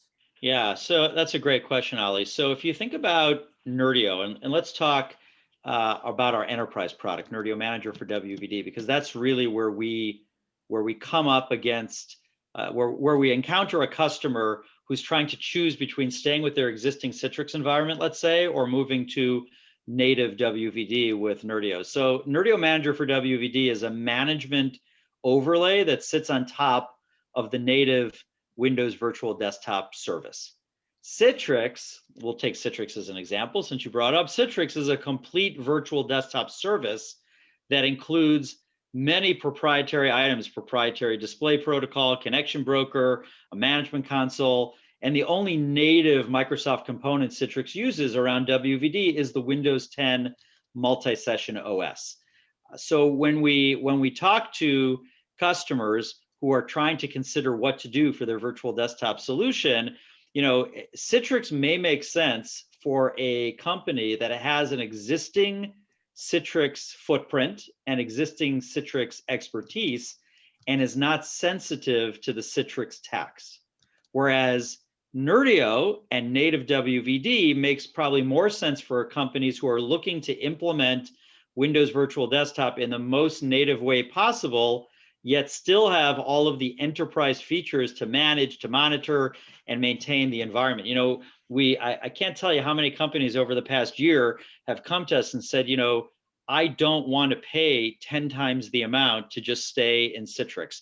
I want to use native WVD, #1, because I want to be as native as possible, but it just doesn't make sense. I have to deploy, you know, 10,000 desktops, and to pay an astronomical amount of money to do that just doesn't make sense, doesn't work for our budget. So we're able to show them how they could use Nerdio Manager for WVD to dramatically reduce their costs and still get everything that they need from enterprise capabilities. So yes, Ali, we do run in sometimes to Citrix, to VMware, but it's usually, you know, a question of what direction does the company want to go? Do they want to be more native, or do they want to use something that's very proprietary and has, you know, more lock-in? And if you're crazy, you want to use all three of them all at the same time, because, you know, that that's happens, always a good though, idea. Matt. That happens, right? I mean, we definitely see mixed environments, right? We're working with a very large what's the right term? A very large organization in New York that that transports people from one place to the other. I'll leave it at that. And they have had a huge Citrix environment with a lot of Citrix engineers, and they're keeping some of their users on Citrix, but they're migrating more and more over to native Windows Virtual Desktop. So they will have kind of a mixed environment for a little while. Always fun when you start mixing up the environment. So unfortunately, we are out of time. Joseph, I want to thank you so much for being on. for those who want to learn a little bit more about Nerdio or get in touch with you, how can they do so? Absolutely. So as Oli found, I think getnerdio.com is the place to start. So if you go to getnerdio.com, we'd love to chat with you there. Take a look at what we have. We have free trials of our product. We have something called the Nerdio Academy, where you could learn about Windows Virtual Desktop and Microsoft Azure in general, and you could contact us that way. I always, whenever I join a podcast like this, I love giving my personal information because we want people to reach out. I can be reached at jlandes, JLANDES, at getnerdio.com. And we'd love to chat with you and see how we can help you out. So it was a real pleasure to be on the show with all of you today, and look forward to doing it again soon. Oh, yeah, we'd love to have you back. Now tell me real quick, what's the next place you're going to visit? And don't say the bathroom, because that's not what I mean. I mean, like the next. I excluding, things like that. I very much have wanted to go to the Maldives for a very long time. And why do I want to go to the Maldives? Because if you sort of read about the Maldives, it's kind of sinking. Each year it's sort of sinking away. And at some point, hopefully not soon for the people who live there, it's not going to be there. Now, hopefully that won't be in my lifetime or theirs, but it's going to be harder and harder to visit there. So it's also supposed to be a very beautiful place. It was a huge mistake I made when I lived in India. It was only a couple hours south of Bangalore, and I never made it there. But I very much would like to go to the Maldives next. But I also really, to be honest, if you ask me the next place I'm going to go, it's going to be Israel, because my son lives there. My 100-year-old grandmother lives there, and my brother and sister-in-law and their kids live there. So if I could get to Israel next, that's the place I'm going. Well, I hope so. And I hope the next time we have you on, you'll have been there and can tell us about it and share some pictures. So Joseph Landes, Chief Revenue Officer at Nerdio, thank you so much for being on.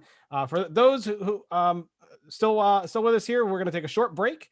And when we come back, we're going to wrap up the show with kind of our end of the show features. I'll have a museum pick for you, Rich, and a tech pick this week. And Rich will dive in to the past and the future with his crystal ball, tell us what we might have missed and what's coming up. So stick around for that. We will be right back.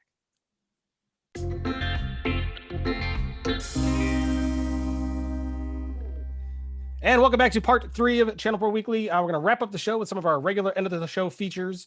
We still have Oli Thordarson from Alvaka Networks with us to close the show out. And Oli, there's a little game we like to play, become quite popular with our listeners, that we'd like to do with you. We call it 5 questions. Now, how that works is Rich and I will come up with 5 questions off the top of our heads. That's the kind of the big thing. We don't script them in advance. We have to think of it on the fly. It'll be usually completely something nonsensical and unrelated to anything of importance, but it's just to learn about you and have a little fun. Are you up for it? I'm up for it. Go for it. All right, Rich, I'm going to be nice this time, and I will give you the first question. So, Rich, over to you. All right. Well, thank you. And I'm going to start out with a question that I kind of wanted to ask before, but didn't get a chance to. Now I finally have my opportunity. Oli, what is the fastest you have ever reached, the fastest speed you've ever reached driving a car? I think it's 186 miles an hour, but I don't really, keep track of that. People ask me all the time how fast I go in a car or how fast I go on a straightaway at a track, and I really don't usually pay attention to that. I'm concentrating on driving. We do data acquisition in the car, but we tend to focus more on speed, speeds going into corners and mid-turn and exit and that sort of thing, rather than a straightaway speed. But yeah, I think it's 186 miles per hour, and it's pretty darn fast. It's not land speed record fast, but it's quick on a road course. That is pretty quick. All right, I'll ask another racing related question just because it is fascinating. Have you ever been? So, question number 2: have you ever been in an accident, like a serious racing accident? Yeah, I totaled a car at NCM Motorsports Park in this past October in Kentucky. I was at a race. It was the third. There were 3 races for me that weekend, and it was the third race, and it was an interesting format. That race, they reversed the grid, which meant that I started second to last. Whoever won that race started in the very back, and second was second to last. And the guy that finished last was up front in a 60-car field. So it was a pretty crowded track, pretty crowded for a 3-mile racetrack.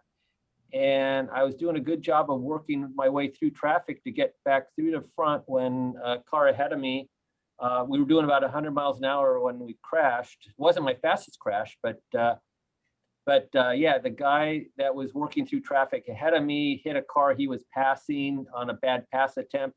He bounced into a wall, slid across it, and as I was going by, his car came off the wall, and I center punched him in the passenger door area, and ended up totaling the car. And 2 ambulances came out, and they got me out of the car and all that. And they ask you who's the president, where are you, when were you born, things like that. And they look in your eyes and take your blood pressure. So I got an ambulance ride back, but I was released right away. The safety equipment is amazing. The containment seats, I'm sitting in a containment seat now, so I don't have my helmet on, but if I get hit hard from the side, it protects my neck. And there's something I wear like a horseshoe around my neck called the head and neck restraint system that's under a harness. So on a frontal impact, the type that killed Dale Earnhardt 20 years ago, keeps you from breaking your neck and the base of your skull from your head going forward when your body is still restrained under 3-inch straps. So yeah, I got out of the car under my own power, walked to the ambulance. They asked me a bunch of questions and all that, and released me. But yeah, and then I totaled another car about 3 years before that. Also at an even higher speed. That one was about 130 miles an hour. So yeah, it happens. And I walked away from that one as well. So. Wow, fascinating stuff. I hope to gosh I'm never in an auto accident at 130 miles an hour. Yeah. But it's good that you got all the safety stuff. That's important. Yep. That you can walk away from that and not worry about it. Crazy though. Rich, question 3 to you. You'll have to decide if this is question 3 or 2A, but I can't help myself. When you total a car like that, is it insured? Yeah, this is what I get asked that a lot, and I go, yeah, it's insured right here. Yeah. Right. So, yeah, no. Holding up a wallet, folks. there's an interesting protocol on the racetrack. A driver can be, there are rules on a racetrack, and if a driver makes an unsafe pass or causes an accident or a multitude of other things that's unsafe or unsportsmanlike, they can be sanctioned, and they can be put on probation. They can be ejected from a race and put on suspension for X number of races, all kinds of things. So it's not a rule-free environment, but there is one protocol that even if I get hit from behind and it was totally not my fault, my car gets totaled, we all walk away paying for our own damages. So it's really kind of a no-fault thing. Now that driver, if he was at fault for the accident and totaling a bunch of other cars, he could total 10 other cars by his ill-planned maneuver. He's only going to have to fix his own car. He might get put on probation for a year, or even I even saw one driver who had a bad history get suspended forever. But yeah, so it's and I believe there is insurance available, but it's so phenomenally expensive that it just doesn't make sense. Wow, I can only imagine how expensive that is. So Rich, I'm going to say that was question 3, just because I want to get on to my next question. So Oli, I have to ask, because I've seen multiple pictures of you, and don't take that the wrong way. I don't mean like. I'm sorry. People shouldn't be subjected to that. But yeah, not like bad pictures or anything. But I've seen multiple pictures, and the yellow glasses is like you always wear those. Do you like always see the world through the yellow lenses, or? I do, and I haven't gotten contacts. For 59 years old, my eyesight's pretty good, but this makes it just the lensing makes it a little bit sharper. I just like it to be 110%. I used to have better than 20/20 vision up until I was about 40 years old, actually until I was almost 50 years old, actually. So glasses for me are about a phenomenon in the last 10 years. And I don't like dark sunglasses, and I love these glasses because it takes a little edge off the sun. I get some UV protection. I can wear them at night. Some people say it blocks the blue light coming from damaging blue light from monitors and from outdoor sunlight.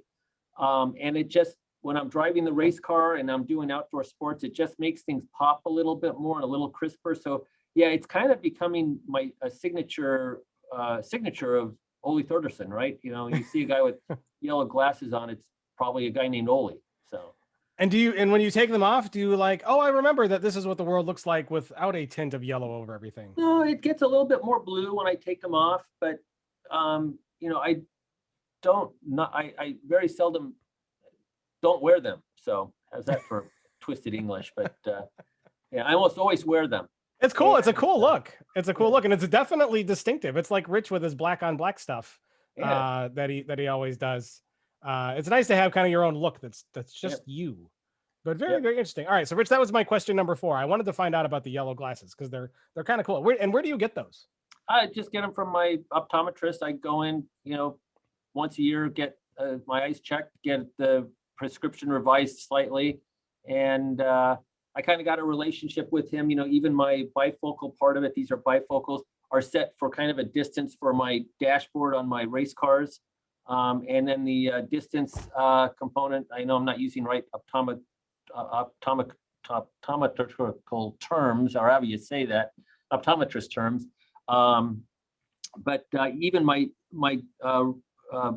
distance glasses are set for a distance, not for, you know, 20 or 30 feet away, but for, you know, hundreds of yards. So yeah, so even my glasses are highly tuned for racing. That's so cool. That is so cool. All right, Rich, question number 5 to you. I will not be nice and steal it. Go ahead. Well, you know, we just spoke with Joseph Landis about travel and overseas and so on. What is the country anywhere in the world that you've not been to and would most like to go to? So my plans, I've told a number of people, I want to go to Australia, and I want to go for like a month or 2. And sometimes I will, like when I'm racing, sometimes I'll leave the office and be gone for a month. It's not that I'm not checking in and all that, but I want to go there for like a month or 2, and I want to rent or buy something like a Paris to Dakar, you know, race motorcycle, something like one of the big BMWs or something like that with big saddlebags on it. And I just want to go ride around and explore, because I do a lot of off-road motorcycle riding. I just want to go explore the outback from the seat of a motorcycle. And, you know, I'm not super big on tent camping anymore, but I'll do some of that. But, you know, stop in where I can and get hotel or motel room or whatever the heck they call them over there. Yeah. And I'm fascinated with the outdoors and traveling. You know, the Southwest of the United States, I find amazing. A lot of people don't like the desert, but I like the harsh, rugged beauty of it all. And I think Australia has a lot of that to offer. And a lot of interesting critters. So yeah, so rather than get into a lot of places, I'm going to go there and spend a month or 2.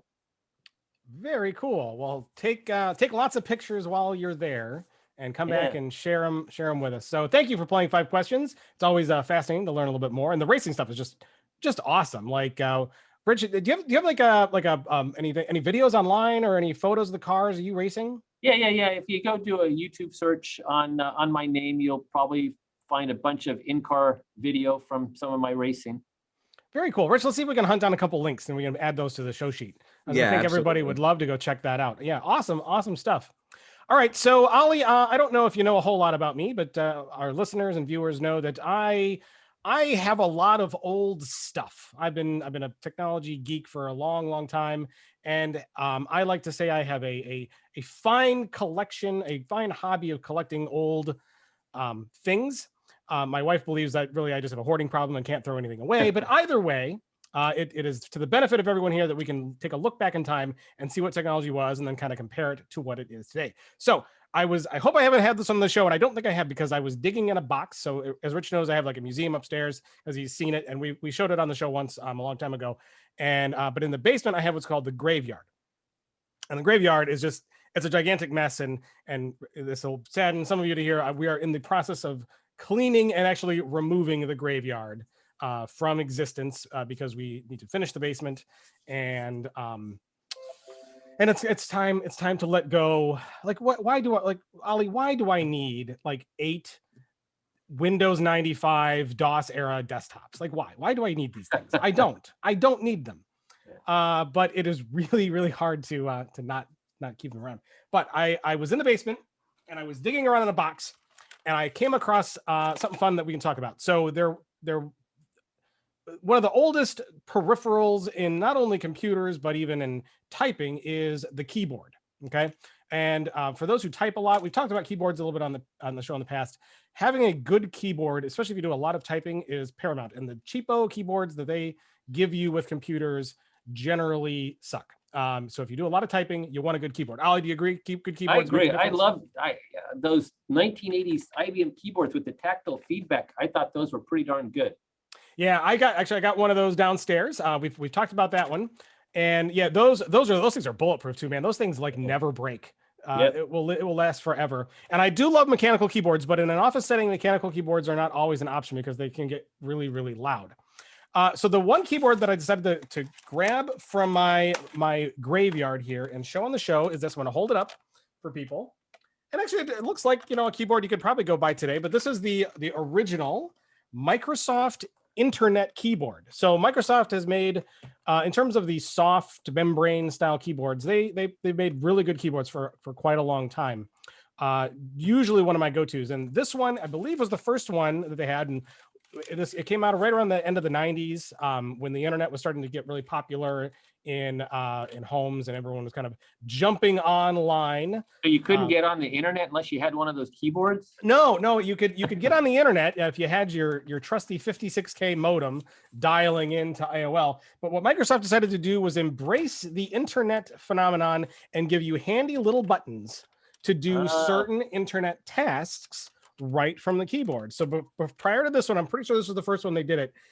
All of their keyboards were just standard keyboards and didn't have any of the extra stuff on it. But this one had little buttons. I'm holding it up for those who are watching, or you can go find pictures of it online. But there's the back forward button that they added to the top. There's a stop button. I guess to stop the page from loading. Like, why would you want that? There was a mail button because everyone was all about you got mail. There was a search favorites and a web home button. And I am willing to, knowing Microsoft, this is a PS2 keyboard, but I am willing to bet that Microsoft probably still probably still has available, and it probably works with Windows 10, all of the software that runs these buttons. So I bet if I plugged this into the computer today, it would probably still work. So this was kind of the first deal where they were embracing the internet and adding additional functionality outside of your standard 104 key layout. So I believe they were the first to do that. Pretty cool, huh? Did you ever have one of these? I've been using this style keyboard just because I like the hand positioning it gives me. Yeah, my wife is a big fan of the ergonomic keyboards too, where they have that split key design. Unfortunately, I just couldn't. Rich, do you use one of those at home? One of the split keys? I just can't handle it. I've always been that way. I'm a hunt and peck typer, very fast hunt and peck typer. But yeah, I'm not eyes off, just focus on this. So it's never worked for me. Yeah, and Microsoft, they make a lot of great split key ergonomic keyboards. Some of the best ones that are out there. But so for my tech pick, I wanted to pick another keyboard, but I didn't want to go to the split key ergonomic because I wanted to find a regular keyboard for people like me who can't really stand the whole split key thing. But I was looking at the Microsoft ones, and I decided not to do a Microsoft keyboard for my tech pick, primarily because, well, I didn't really see one that looked good. And I normally recommend mechanical keyboards, but they're kind of loud. And so I wanted to find a membrane one. So the one that I have picked, I'm going to put it up on the screen here for y'all.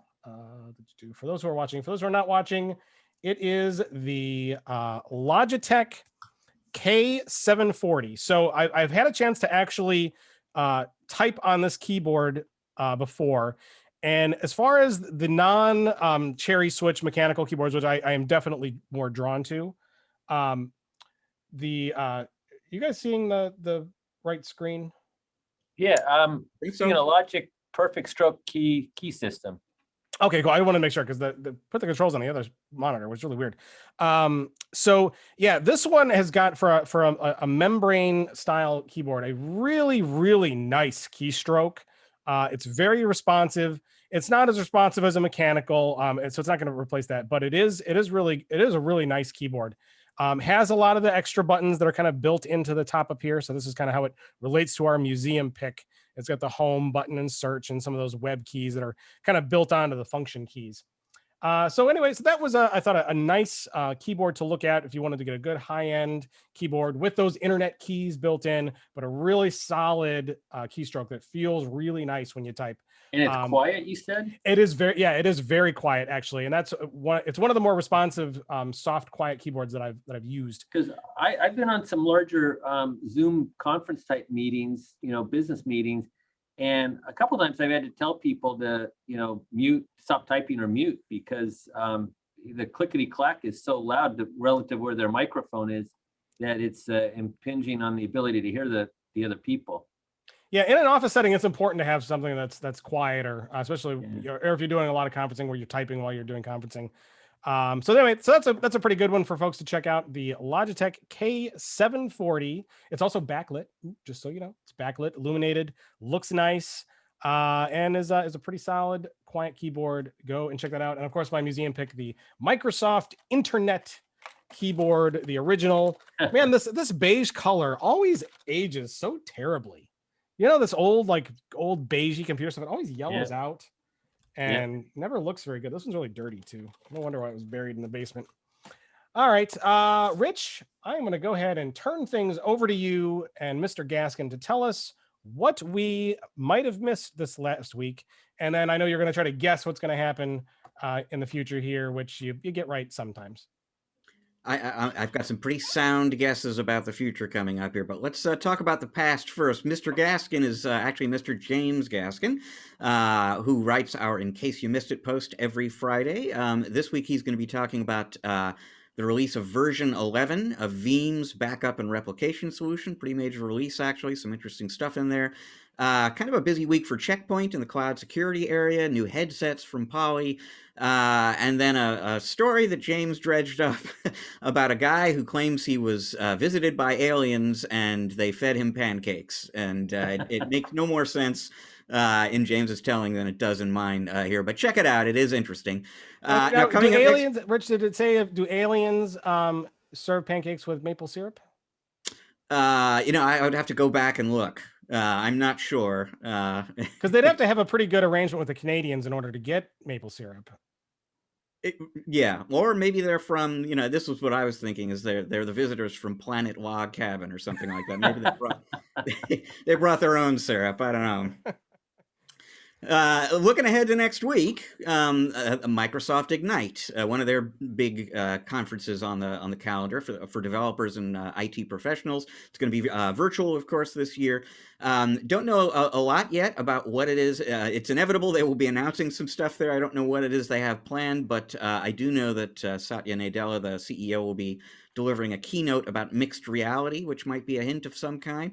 Also next week, the Channel Partners virtual event. Ordinarily, that would be an in-person event this time of year. They're doing it virtually this year. And guess what? If you're interested in the Internet of Things, there are 3 Internet of Things sessions hosted by yours truly at the Channel Partners virtual event. And speaking of events, Matt, last but not least, next week is our own Business Management Online Summit event. Yeah.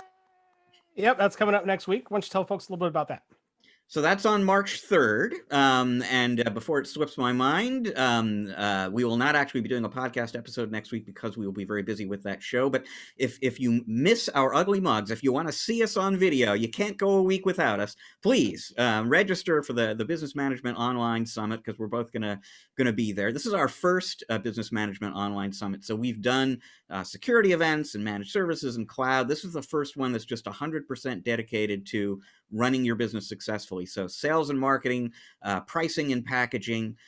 We've got a terrific, really, really interesting session with Paul Dipple of Service Leadership. A lot of you are familiar with him. He's going to be talking about what makes great MSPs great. What are the characteristics that the top performers out there have in common?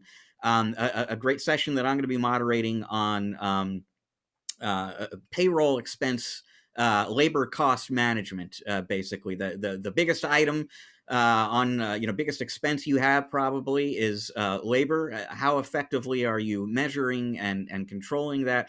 It's actually an important topic, doesn't get discussed as much as it should, and we've got a really interesting deep dive. For most MSPs, if I'm not mistaken, payroll is 50% of all expenses, singularly the biggest category by far.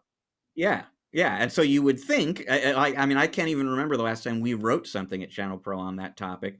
You would think it would be a bigger conversation topic than it is, and so glad to have a session about it at the show. So you can see the whole lineup of speak. You know who's going to be speaking at the show, Oli, is your friend Rex Frank. Oh, yeah. C-level operations, Yeah. formerly of Alvaka Networks, correct? Great sage advisor on all things related to IT, MSP, IT service provider operations.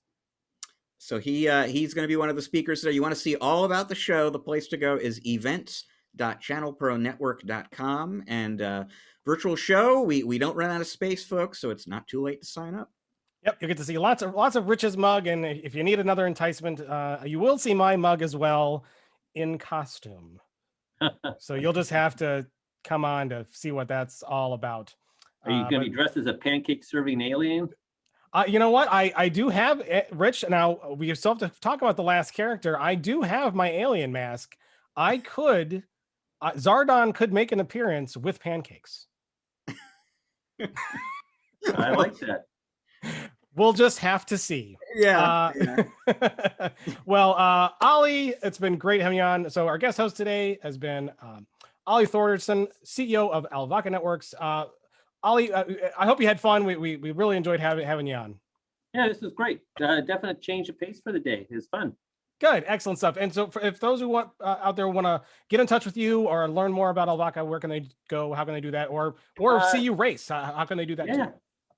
Email me at Oli. That's OLI at alvaka.net. And go to the website. You can ping me through one of our contact forms there. I'm sure it'll get to me, and or through LinkedIn. I've been getting a lot of connection requests on LinkedIn, so that's another good way. Well, fantastic stuff. Thank you again for being on, and I hope we get you back on a show sometime in the future. The best way to keep in touch with ChannelPro Weekly, folks, is to subscribe. Anywhere podcasts are aggregated, you will find us. So we're on Google, Apple Podcasts. We're on the Stitcher, the Spotifys of the world. All of those. Subscribe to us there or on all of them. If you like to watch, we are on YouTube.